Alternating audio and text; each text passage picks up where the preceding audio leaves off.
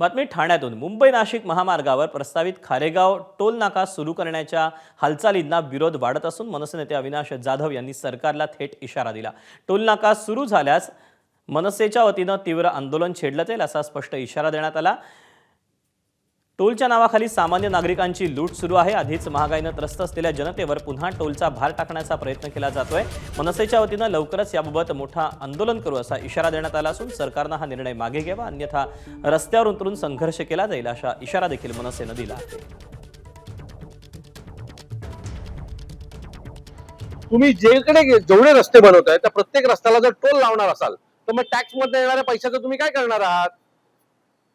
तुम्ही सगळे मोठे मोठे टोल उभे करता आणि त्यातनं लोकांकडनं फक्त पैसे ओरबटण्याचं काम करतात।